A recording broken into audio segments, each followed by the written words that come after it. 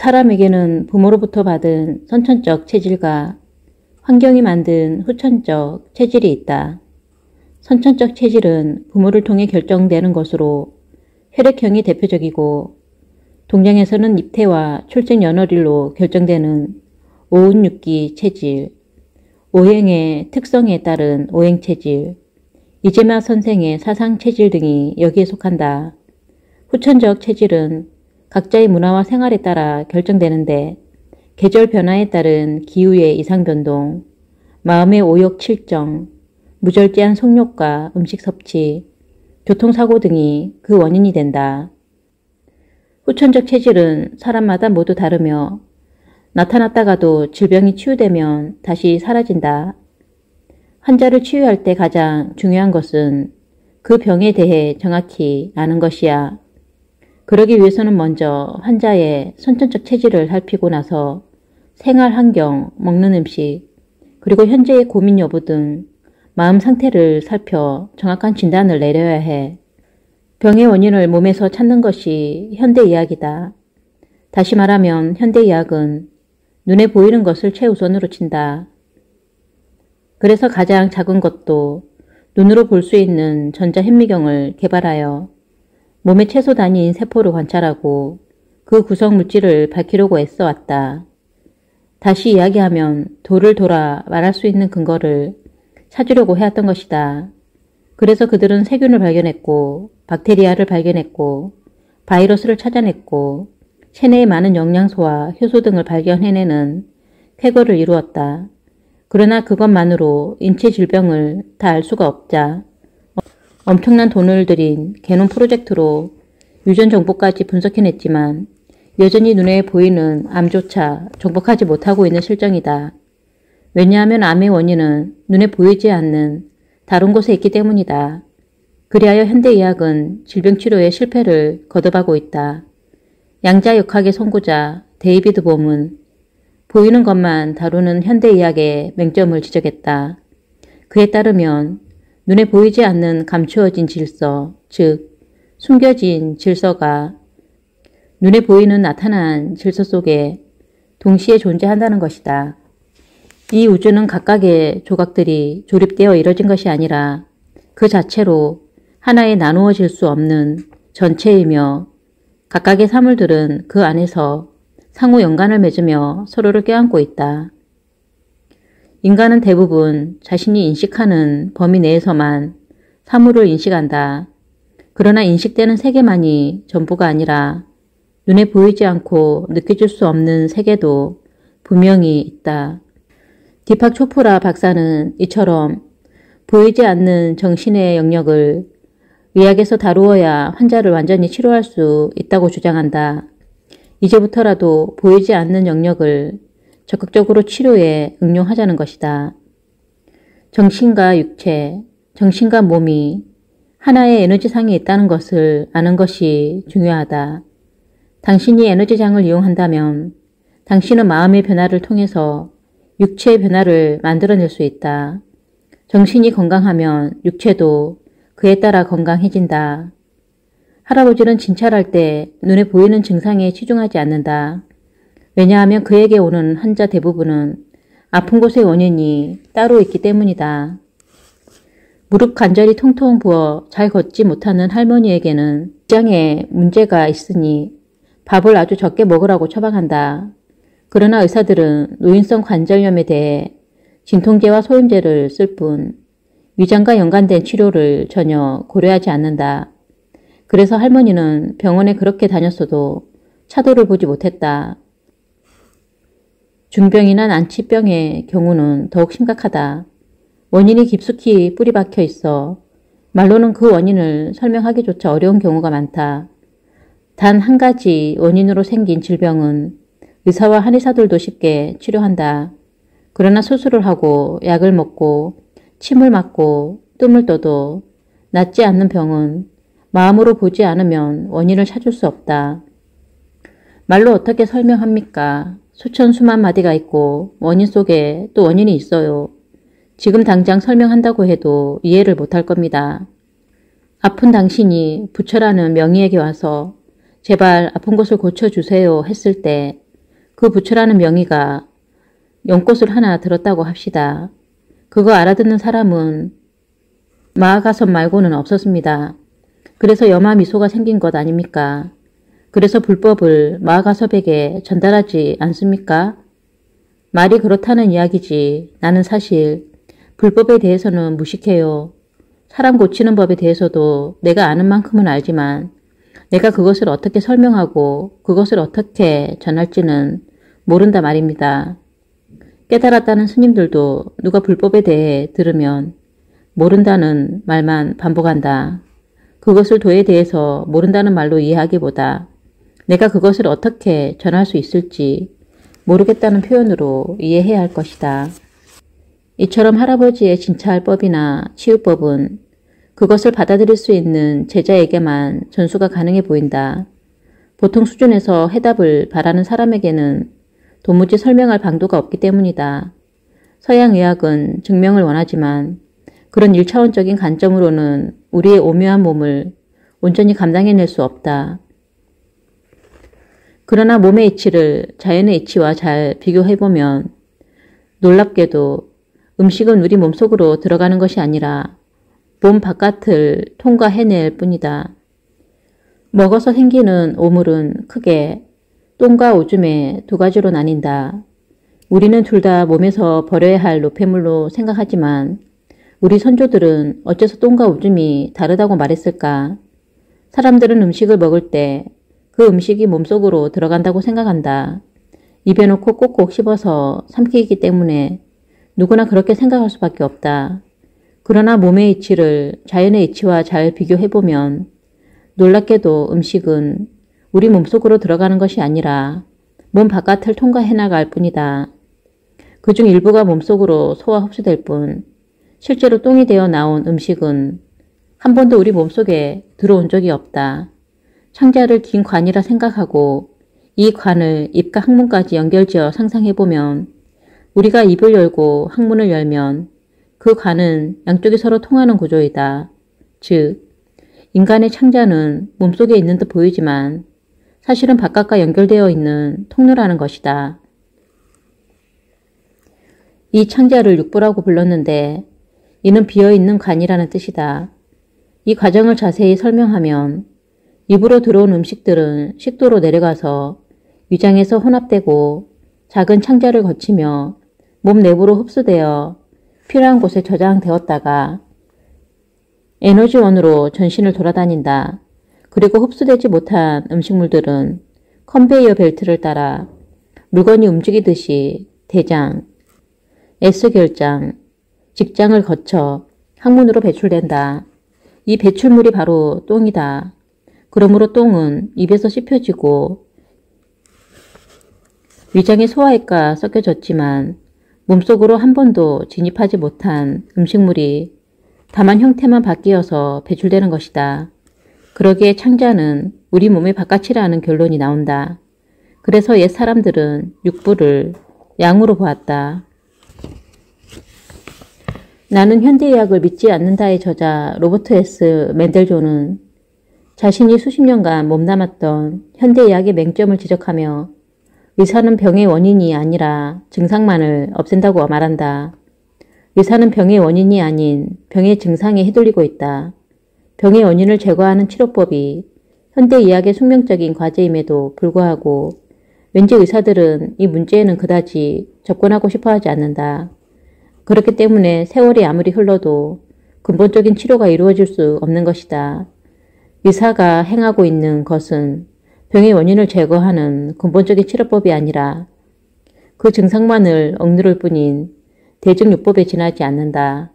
H회사의 K이사는 간암 선고를 받았다. 처음에는 간경화였는데 악화되어 간에 약 1cm 정도의 결절이 생겼다고 했다. 의사들은 이 결절을 암으로 의심했고 여러 번의 검사 결과 암이 확실하니 수술을 하자고 권했다. 내노라 하는 병원에서 나온 진단이라 K 의사는 아무 의심 없이 수술을 결심했다. 수술은 보호자가 모니터로 보는 가운데 진행됐다. 그런데 개복을 하고 아무리 간을 살펴보아도 암이라고 단정했던 결절이 보이지 않았다. 급기야 외과 의사들은 간암이라고 진단했던 내과 의사들을 불러 어떻게 된 일이냐고 따졌으나 아무런 대답도 얻지 못했고 결국 몸은 다시 원상태로 봉합되었다. 암 선고를 받았을 때 무조건 수술을 응하는 것은 잘못된 생각이다. 암은 하루아침에 생긴 것이 아닌 것처럼 하루아침에 죽지 않는다.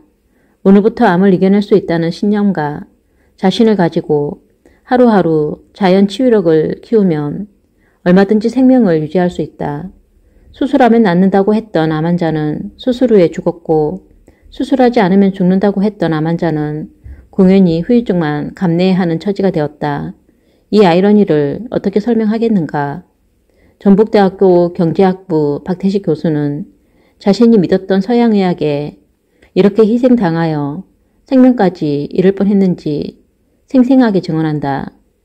저는 2001년 7월 서울현대중앙병원에서 수술을 받고 이후 6개월에 걸친 항암 치료를 받았습니다.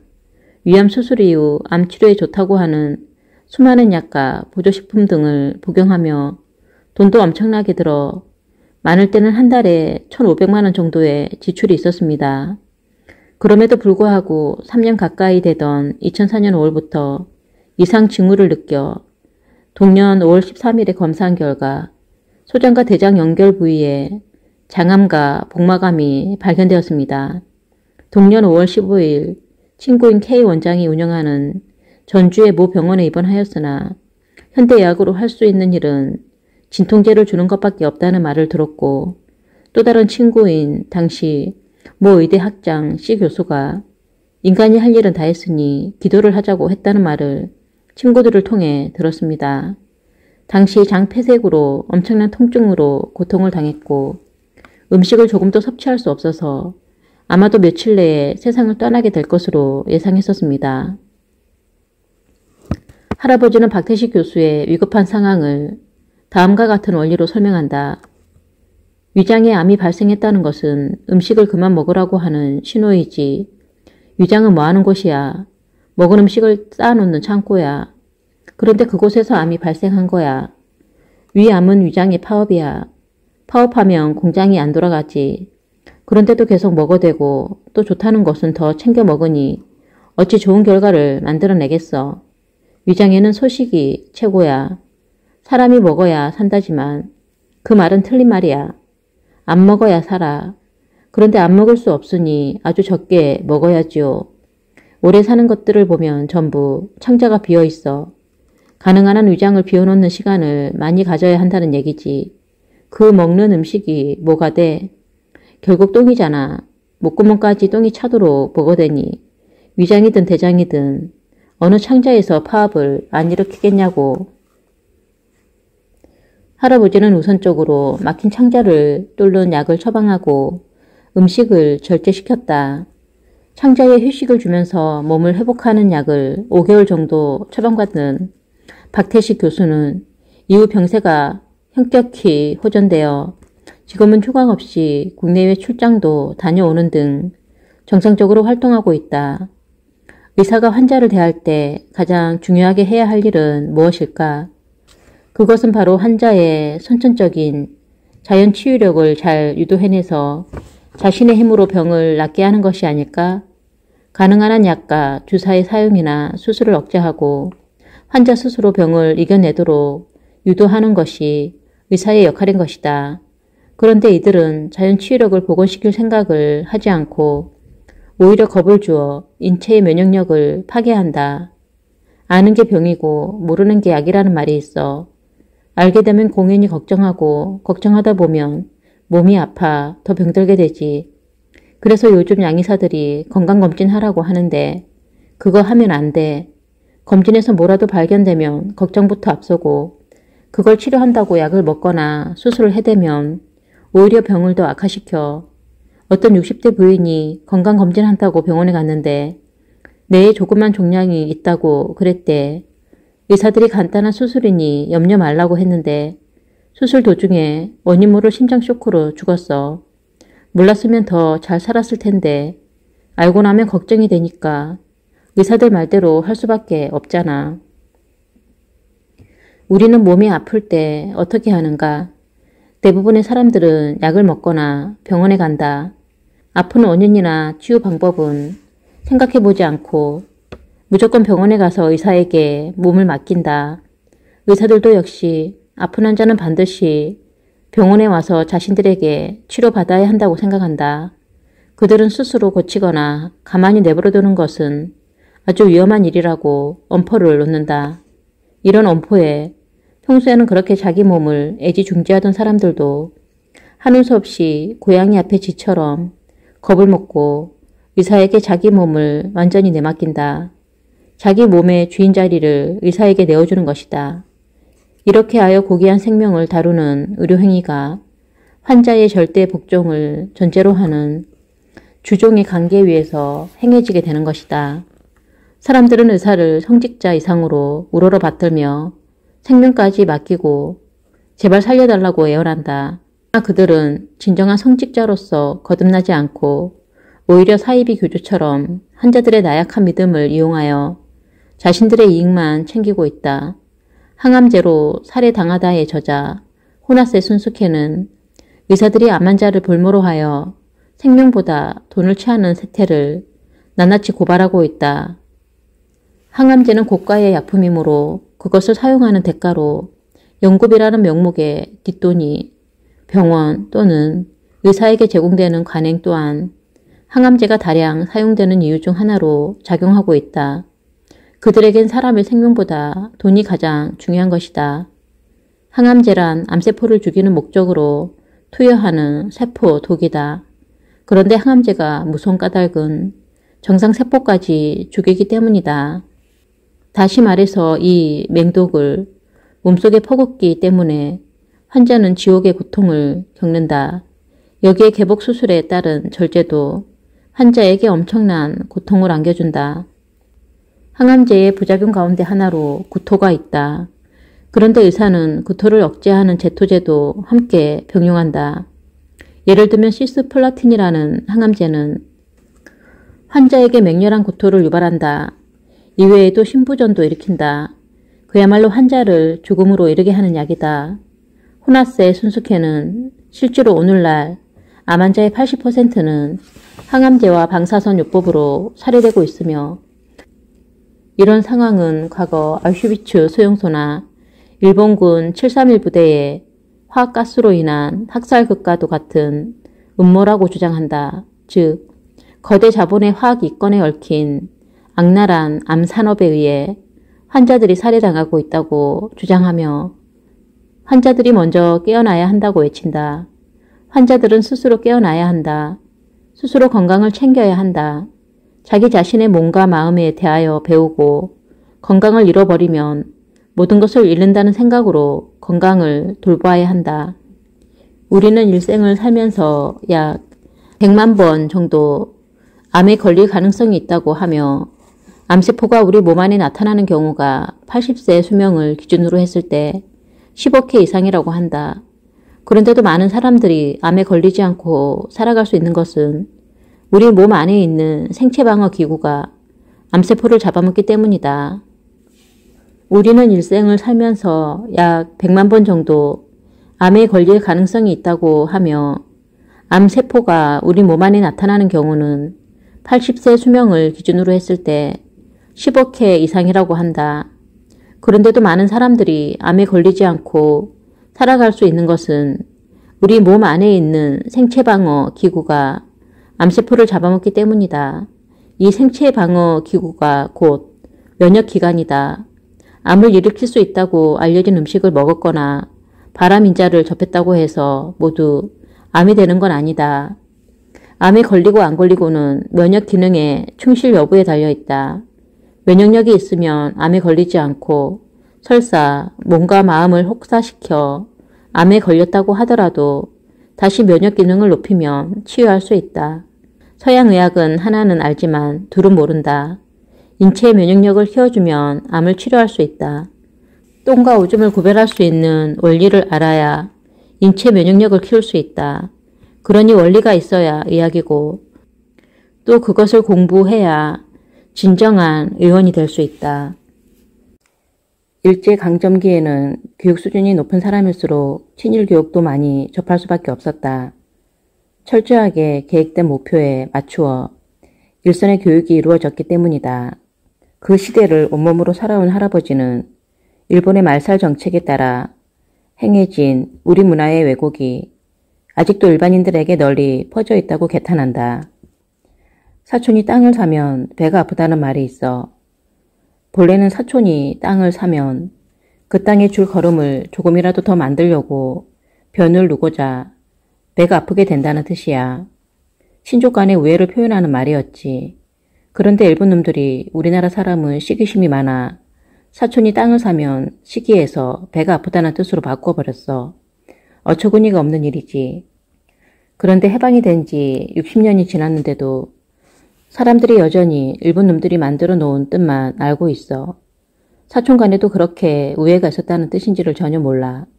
사촌이면 아버지만 다를 뿐이지 형제야. 우리는 지금도 그렇게 지내잖아. 학자들이 틀려 먹어서 그래. 전부 자기 배만 부르면 되는 줄 알고 옛것을 되살려 놓질 않아요. 할아버지는 농담으로라도 사촌이 땅을 샀나? 왜 배가 아프지? 하는 말을 쓰면 안 된다고 한다. 우리가 일본이 심어놓은 의도대로 계속 조정당한다면 땅만 되찾았을 뿐 여전히 일본의 식민지나 다름없다는 뜻이다. 실제로 우리 문화와 예술 그리고 더 나아가 민중의술을 천시하는 풍토가 된 것도 일제교육의 결과이다. 일본의 체제를 고스란히 물려받은 오늘날 한국의 교육은 그 방향부터가 심각하게 어긋나 있다. 국악보다는 서양음악이, 한국화보다는 서양미술이, 창극이나 판소리보다는 오페라가 중요시되며 민중의술은 아예 의학의 한 분야로 끼워주지도 않는다. 이런 환경 속에서도 명맥이 이어져온 전통문화가 있다면 그것은 오직 장인 정신을 바탕으로 인내해온 한두 사람의 헌신에서 비롯된 것이다. 할아버지의 말을 듣다 보면 옛날 이야기 한 토막이 떠오른다. 어떤 나라의 공주가 병들어 죽게 되었다. 임금은 공주의 병을 고치려고 어이들을 불러 모았지만 어떤 어이도 성공하지 못했다. 그래서 임금은 전국 방방곡곡에 공주의 병을 고치는 사람에게 나라의 반을 주고 공주와 결혼을 시키겠다는 방을 내렸다. 이때 산에서 약초를 공부하던 착한 청년이 공주의 병을 고치겠다며 궁궐로 찾아왔다. 이 청년이 지은 약을 공주에게 먹이자 정말로 공주의 병은 씻은 듯이 나았다. 임금은 공주를 고쳐준 이 청년을 자격이 없다고 벌하지 않고 약속대로 공주와 결혼을 시켜주었다. 오늘날 이 땅의 민중의술인들에게 이 이야기는 한낱 꿈에 불과하다. 아니, 실제로 대통령이든 국무총리이든 못 고치는 병이 있으니 누가 한번 나서보라는 방을 한번 붙여주기라도 했으면 하고 바랄 뿐이다. 결국 의술은 있으나 나라에서 인정받지 못하고 법에 의해 사각지대로 내몰린 실력파 민중의술인들은 해외로 이민을 가서 오히려 그 나라의 대체의학을 살찌우고 있다. 그들은 자신들이 외국에서 이렇게까지 좋은 대접을 받을 줄 몰랐다고 한다. 심지어 아랍권에서 왕실의 주치의가 된 사례도 있다. 한편 강복 후에 우리는 미 군정의 영향력 아래 놓이게 된다. 그리고 미 군정은 기독교적 사고를 중심으로 한 서구 문화가 퍼져나가는 계기가 되었다. 특히 미 군정의 지지를 받으며 등장한 이승만 정권은 정치, 경제, 문화의 모든 면에서 서양의 문화를 무조건으로 수용한다. 그러니 우리의 전통 예술과 문화와 의술은 절로 열등하고 미개한 것으로 취급당하게 되었다. 침을 찌르고 살을 태우고 풀뿌리나 광물을 다려 마시는 민중의술이 청산되어야 할 미신이 되어버린 것이다. 내게는 당뇨병 고치는 비방이 있어요. 의사들과 한의사들은 당뇨병을 못 고쳐요. 의사의 처방대로 인슐린이 당뇨의 치료약이라고 무조건 믿고 있다가는 곧 다리가 썩어가고 눈이 멀게 돼요. 그거는 치료제가 아니야. 그럼 한의사들에게는 당뇨 치료의 비방이 있는가? 한의사 부모들은 당뇨에 하나도 걸리지 않고 또 걸렸다 하더라도 금세 다 나아버리게? 그것도 직효가 아니야. 한약으로 고치려면 아주 오래 먹어야 해. 그런데 내가 만든 약은 빨리 듣고 재발도 없어요. 세계적으로 당뇨가 가장 심각한 질병인데도 치료약이 없어 그걸 발견하라고 혈안인데 왜 나를 재판에 세우고 풀어주지 않는지 몰라. 내가 그 비방을 개발하여 전 세계 특허를 내고 팔아먹으면 우리나라가 반도체하고 전자제품을 팔아서, 아니 자동차를 팔아서 얻어오는 달러보다 많을 텐데 왜 우리나라 위정자나 보건복지부는 그걸 모르는지. 어떤 골빈놈은 그런 비방이 있다면 당장 그것을 내봐보라고 그래. 내가 미쳤어? 그걸 공개하면 당장 가치가 사라져버려요.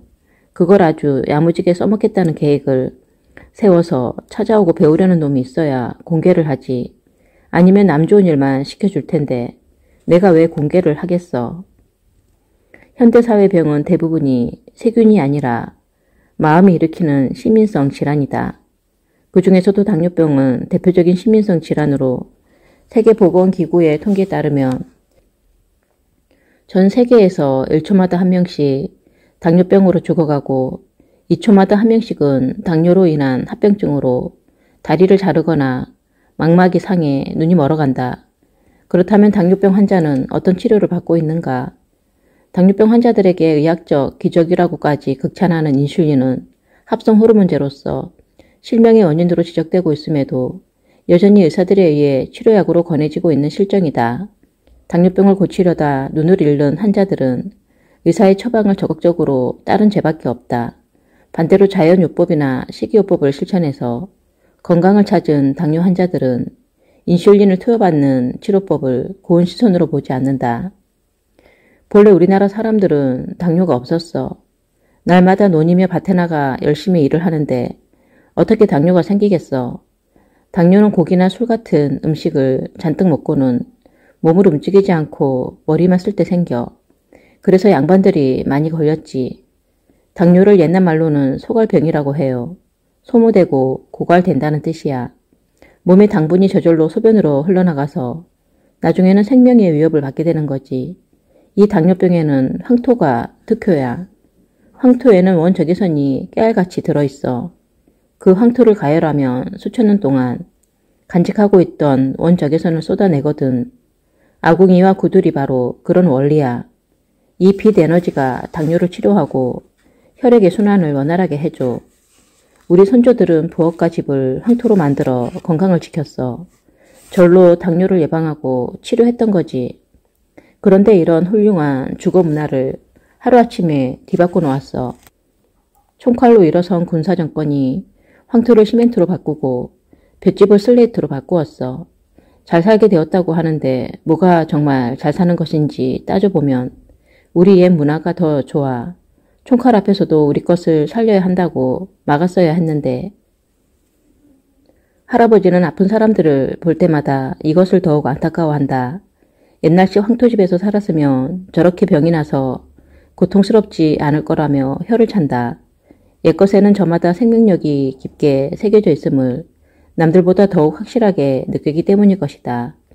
우리의 전통 의복은 살아 숨쉬는 생명력으로 가득했다.